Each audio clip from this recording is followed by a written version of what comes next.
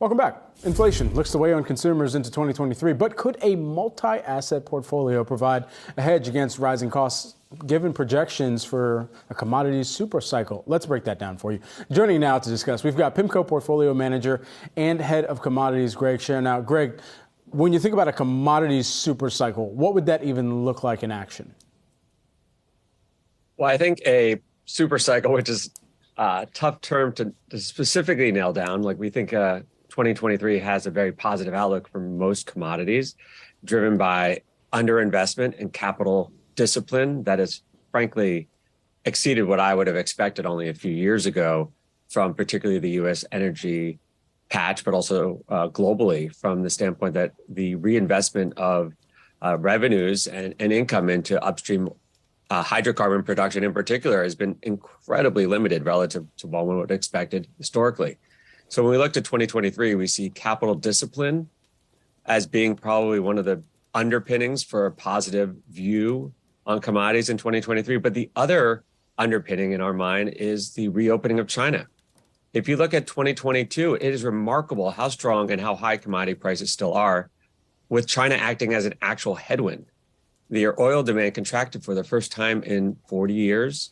They're 1% of global oil demand, or 1 million barrels per day, off of trend.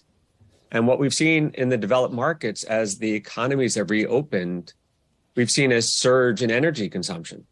And I'm focusing on energy right now because energy is a critical input to the production and transportation of all other commodities as well.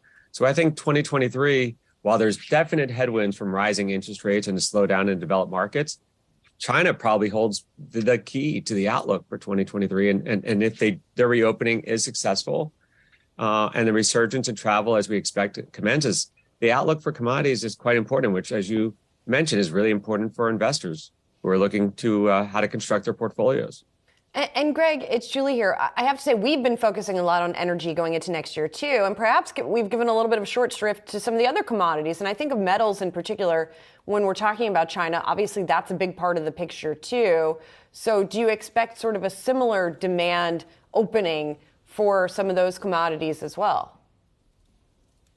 Certainly, China is a big weight in the metals markets. But when we look to 2023, are they going to be an industrial CapEx-led cycle, or is there going to be services? And given the previous investments in their industrial cycle has led to overcapacity in many industries, and we don't have expectations that the export demand will be particularly strong, we think the energy side will be the primary beneficiary, and metals will require a more global cycle to drive it to the next level. When we look at agriculture, that could actually be the sector that after energy that benefits the most, given agriculture is probably the sector with the least comfort and spare capacity in terms of inventories and days of coverage. So given the growing conditions in South America have not been great, given the growing conditions in the Midwest United States with drought are reducing our expected yields, agriculture might be the other sector that benefits most, and metals might be the one that lingers until there's a more virtuous manufacturing cycle globally. Greg, how could the average investor trade or invest on some of these things you're putting forth? Well, commodity indices are probably the best way of approaching it if you want the highest inflation beta, meaning the hedging properties of commodities delivers the best inflation beta of most asset classes. But there's also a more balanced approach that investors can look for. There's many multi-asset funds that are out there that will combine tips, commodities, maybe even REITs, and gold.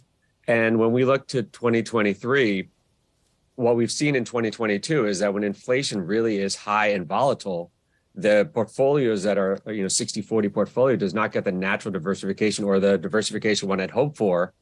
And then they find that the stocks and bonds are rising and falling together. And it really was inflation hedging assets, commodities in particular, that provided the diversification to portfolios. So we think investors are wise to look at inflation hedging solutions, given if inflation does exceed expectations, and certainly the forward curves for inflation are that the Fed will be successful in bringing it back down to target, within 2 years. If they're wrong and inflation is more sticky, inflation hedging assets are going to be critical because of the lack of diversification we've seen in the last year or two in a traditional 60-40 portfolio. Certainly, these kinds of assets have benefited from that inflation hedging. I guess I'll take the other side of that. What if we do see inflation continue to come down and stabilize? Are these types of assets going to be less attractive for investors? Well, I think that's why when you look at the forward curve, it is already pricing in a huge normalization, whether it be the five-year break evens, which we think of as a proxy for forward inflation expectations, or 2.1% CPI, which, after factoring the PC wedge to get to the favored Fed target, it's 180. I mean, that's pricing in a perfect execution on the Fed to slow inflation. And when we look at commodities, the forward prices are 5 to 10% below where prices are today. So when we look at the market, we think they're discounting success. So we think there's significant upside should inflation exceed, or should the capital underinvestment continue to be the primary driving force behind a lot of these markets in commodities. Pimco portfolio manager and commodities head Greg Sharenow, great to see you. Have a happy rest of the holiday season.